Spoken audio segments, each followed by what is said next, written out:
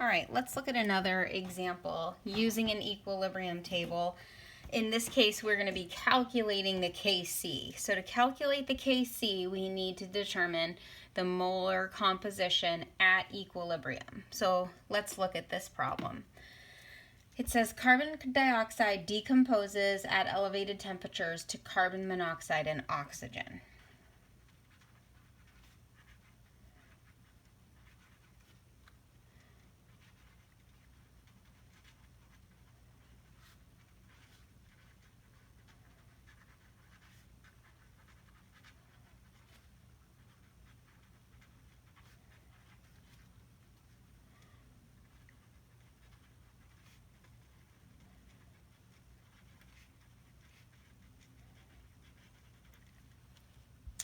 So then it says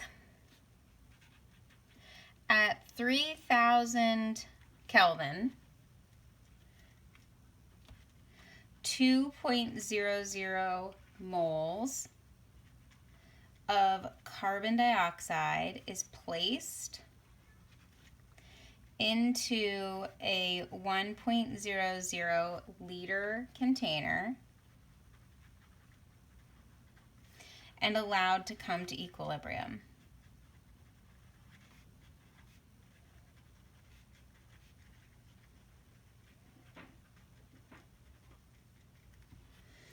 At equilibrium,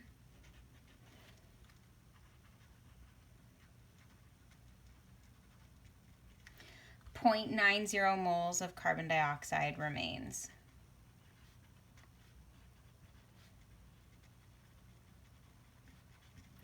And then the question says, what is the value of Kc?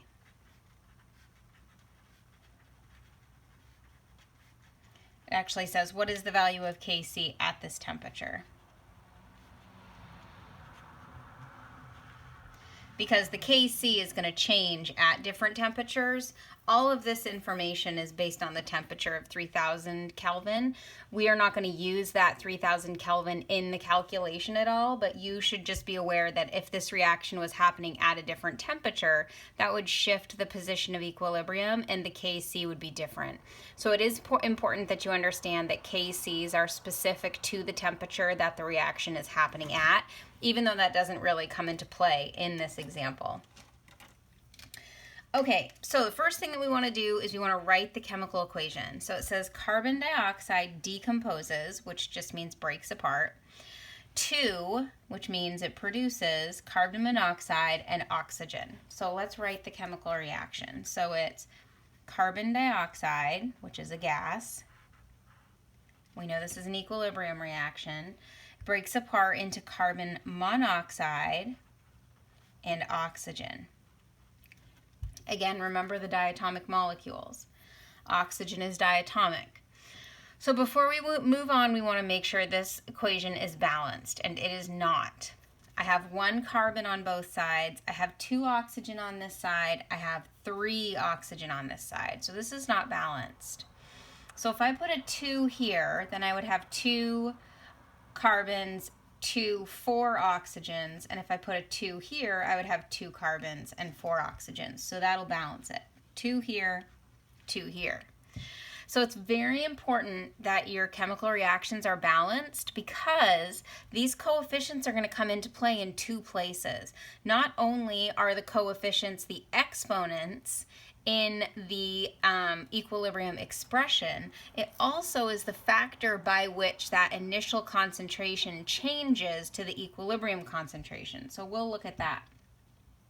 So now I'm going to make my equilibrium table, what your book calls a Rice table. So this, what we did right here, is the R for reaction. Then I have I initial, C change, E equilibrium.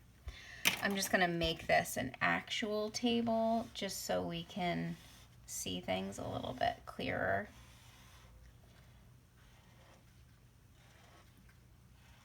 Okay, so what goes here is the initial concentration of carbon dioxide. So it says at 3000 Kelvin, 2.00 moles of carbon dioxide is placed into a 2-liter container. So if I have 2.00 moles in 1 liter, that means I have 2.00 molar, and that is the carbon dioxide concentration. Remember, everything that goes in this equilibrium table is a molar concentration. You can't just put the number of moles in, you have to pay attention to the molarity. The moles and molarity happen to be the same here because it's in a 1 liter container. So what goes here is 2.00. And then we don't start with any products. When we're starting a chemical reaction, we're just starting with reactant. This carbon dioxide has not decomposed yet, hasn't broken apart yet to form any of those products. Okay, so the next step is the change. So remember, the change is the amount by which the initial concentration is going to vary between the initial concentration and the equilibrium concentration. So remember, the reactant concentration is always decreasing. So this is going to be minus some amount. And the products concentration are always increasing. So that's going to be plus some amount. The amount is based on the coefficient. So because I have 2 moles of carbon dioxide, this is going to be minus 2x. Because I have 2 moles of carbon monoxide, this is plus 2x. And because I have 1 mole of oxygen, this is just plus x. So now what we do is we bring this all down to see what the equilibrium would be. 2.00 minus 2x. This is 0 plus 2x is 2x. 0 plus x is x. So now we've filled in our equilibrium table. So now let's see what the question is asking or what other information it gives us. So it says, after it is allowed to come to equilibrium, at equilibrium, 0.90 moles of carbon dioxide remains. That shouldn't be a question mark, just a period. So at equilibrium, I have 0.90 moles of carbon dioxide. So that's this. So the equilibrium concentration of carbon dioxide is 2.00 minus 2x. So that's the same thing as saying 2.00 minus 2x equals 0.90 moles. So we can use this relationship here, just this simple algebra, to solve for x. And then once we solve for x, we can plug x back in here, find the molar concentrations of everything at equilibrium, and then solve for the Kc. So if I'm solving for x here, I'm going to say minus 2.00 minus 2.00. So now I have negative 2x equals negative 1.1 moles. Divide by negative 2, divide by negative 2, x equals 0.55 moles. So now I can use this to solve for the molar concentrations of everything. Because remember, the question is asking, what is the Kc? So to be able to solve for the Kc is the concentration of the products over the concentration of the reactants at equilibrium. So if I was to write that again specific to this example, I would say Kc equals the concentration of carbon monoxide squared, because I have 2 of them, times the concentration of oxygen over the concentration of carbon dioxide squared. So I need these concentrations at equilibrium to plug in to solve for the Kc. So now that I've solved for x here, I can solve for the molar concentrations of everything at equilibrium. And then I'm going to use that to solve for the Kc.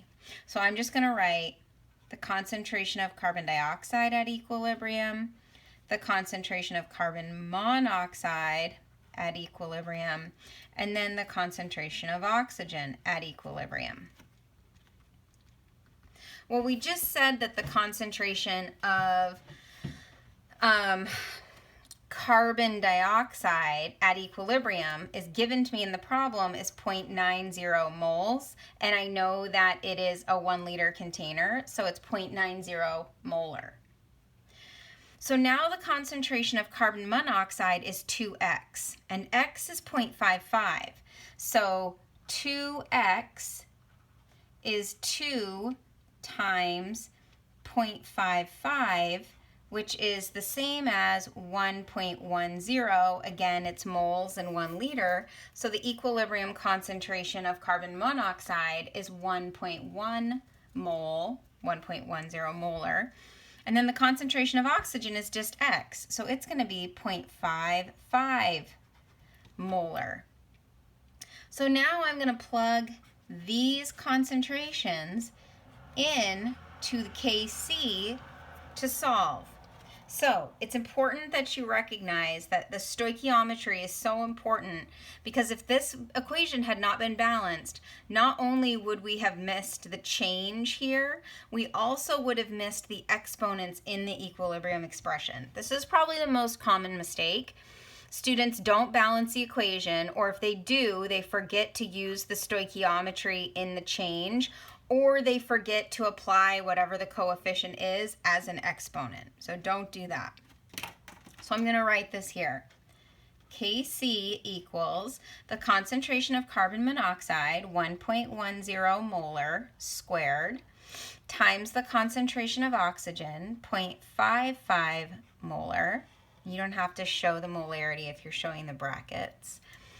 And then the concentration of carbon dioxide, 0.90 molar, again, squared.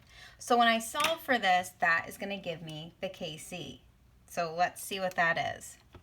So 1.1 squared times 0.55 divided by 0.90 squared gives me a Kc with, it should have, the fewest number of significant figures in the problem is 2. I'm not going to use this 3000 Kelvin as significant in this problem because we don't use that temperature in any of the calculations. It's just the temperature that this is happening at. So we have 3 significant figures, 2 significant figures. I'm going to say with 2 significant figures, the Kc is going to be 0.82. And that's what the question asked for. What is the Kc?